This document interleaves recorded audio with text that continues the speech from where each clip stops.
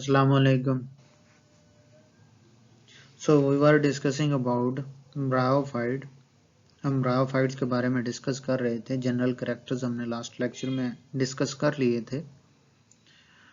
Today we'll discuss about adaptation to land habitat. हम land habitat पर उनकी adaptation, उनमें तब्दीलियां, उनकी बॉडी में ऐसी कौन कौन सी तब्दीलियां आई हैं जिसकी बुनियाद पर वो इस काबिल हुए हैं कि खुशकी पर रह सकें, उन तब्दीलियों के बारे में बात करेंगे. हम डिस्कस करेंगे कि उनकी क्लासिफिकेशन किन ग्रुप्स में की गई है, कितने ग्रुप्स ब्रायोफाइटा में पाए जाते हैं. तो ब्रायोफाइटा में 3 ग्रुप्स पाए जाते हैं, एंथोसेरोटॉप्सिडा, ब्रायोप्सिडा, हेपेटिकोप्सिडा. ये 3 सब ग्रुप्स में ब्रायोफाइटा को सब डिवाइड किया गया है, तकसीम किया गया है. तो मेनली हम बात करेंगे लैंड अडेप्टेशंस की, कि उन्होंने अपनी बॉडी में ऐसी कौन कौन सी तब्दीलियां की हैं कि वो अर्थ के ऊपर, जमीन के ऊपर, टेरेस्ट्रियल एनवायरनमेंट में, खुश्की के एनवायरनमेंट में रहने के काबिल हुए हैं. First one is multicellular plant body. उन्होंने अपनी बॉडी को मल्टीसेलुलर कर लिया है. We already discuss about the fact that all the bryophytes are originate or evolve from the algae. हम जानते हैं कि तमाम के तमाम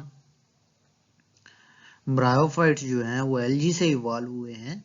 एल्गी सिंपल मल्टीसेलुलर या कॉलोनियल टाइप थे. उन्होंने मल्टीसेलुलर ऑर्गेनाइजेशन उनमें इतनी इवॉल्व नहीं थी, लेकिन ये उससे एल्गी से इवॉल्व हुए हैं. इन्होंने अपनी प्लांट बॉडी को मल्टीसेलुलर कर लिया है. इन्होंने कॉलोनियल टाइप को छोड़कर अपनी बॉडी को मल्टीसेलुलर कर लिया. बहुत सारे सेल्स मिलकर मल्टीसेलुलर एक प्लांट बॉडी बनाते हैं. ये मल्टीसेलुलर प्लांट बॉडी इन्हें फायदा क्या देती है, प्रॉफिट क्या मिलता है? इससे इन्हें ये मिलता है कि वाटर कंजर्व हो जाता है, पानी बच जाता है. ठीक है, पानी डेसिकेट, डिहाइड्रेट नहीं होता, ये डिहाइड्रेट नहीं होते, पानी इवेपोरेशन के जरिए खत्म नहीं हो जाता. इनकी बॉडी के अंदर अंदरूनी साइड पर वाटर कंजर्व्ड रहता है, बचा रहता है. इसके अलावा सेल सरफेस एरिया जो कि ड्राई कंडीशंस को एक्सपोज्ड होता है वो कम हो जाता है, वो लेस हो जाता है मल्टीसेलुलर प्लांट बॉडी की वजह से. इसके अलावा प्लांट पानी से बचने के लिए अपने लीफ के ऊपर थिन क्यूटिकल, बहुत ही बारीक क्यूटिकल बना लेता है. क्यूटिकल चाहे जहां मर्जी हो, प्लांट के अंदर हो, लीफ के ऊपर हो, या ये ब्रायोफाइट्स में हो, उसका काम एक ही होता है, वेपोरेशन को रोकना, वेपोरेशन को कम से कम करना. वेपोरेशन के जरिए पानी जाया होता है, वाटर जाया होता है, वाटर लॉस होता है. तो वाटर लॉस को कम से कम करना क्यूटिकल का काम है. तो यहाँ भी वही रोल प्ले कर रही है. क्यूटिकल जो है वो वाटर लॉस को कम से कम कर रही है. दूसरा, इन्होंने दूसरी अडेप्टेशंस क्या की हैं, इन्होंने अपने फोटोसिंथेटिक जो सेल्स होते हैं वो चैम्बर्स के अंदर बनाना शुरू कर दिए हैं. उन्होंने पहले बड़े बड़े खाने बनाना शुरू कर दिए हैं ताकि उसके अंदर वो क्या कर सकें, फोटोसिंथेटिक सेल्स बना सकें और फोटोसिंथेसिस कर सकें. ये फोटोसिंथेटिक सेल्स हैं, ये दरमियान में जो खाली स्पेस है, खाली जगह है, ये चैम्बर है. यहाँ पर एयर, हवा और पानी मौजूद होता है. ये फोटोसिंथेटिक चैम्बर्स, ये चैम्बर्स इन्हें फायदा क्या देते हैं? एक तो ये है कि हवा की कमी नहीं होने देने होते, ऑक्सीजन की कमी नहीं होने देते और वाटर की कमी नहीं होने देते. और वाटर इवेपोरेशन के जरिए जो है वो कम नहीं होता, लॉस नहीं होता, जाया नहीं होता.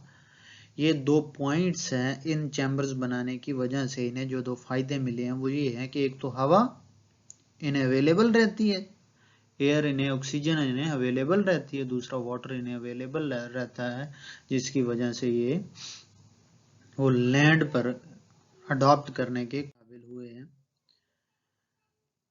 इन्होंने राइजाइड डेवलप कर ली हैं. एल्गी में बहुत कम ये सिस्टम पाया जाता था.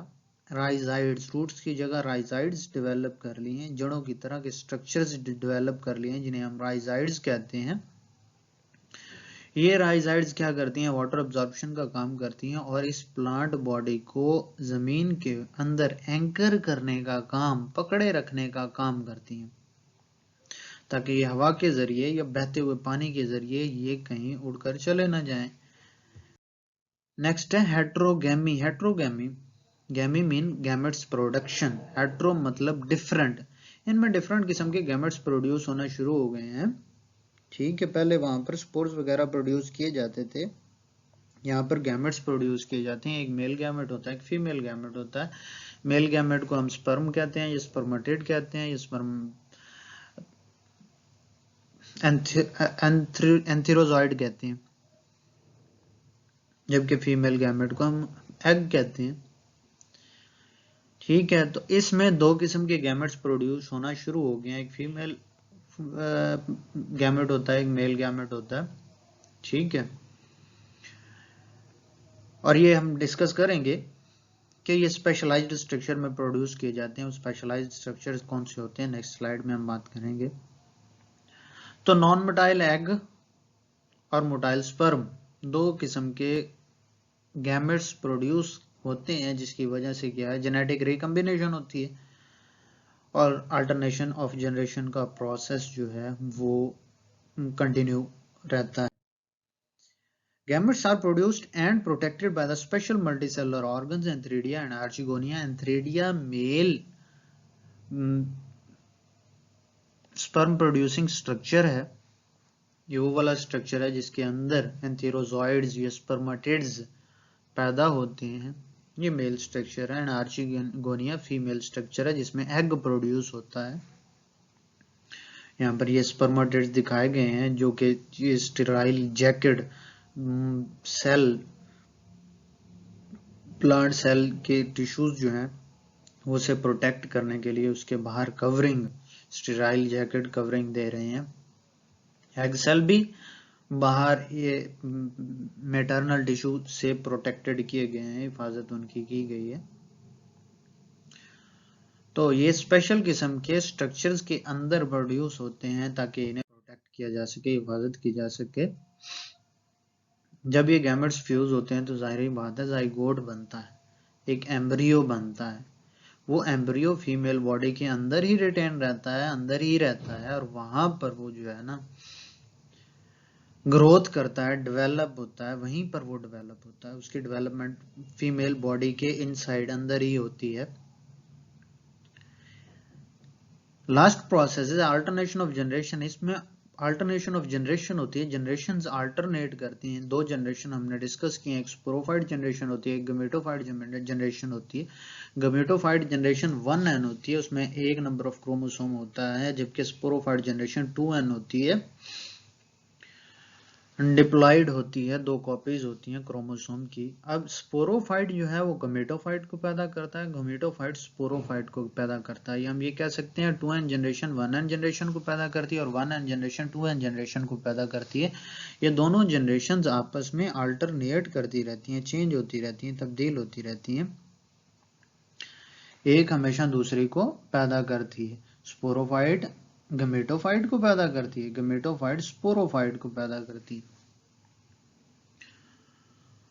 तो these were the land adaptations of fungi that enable them to spend time on land terrestrial environment।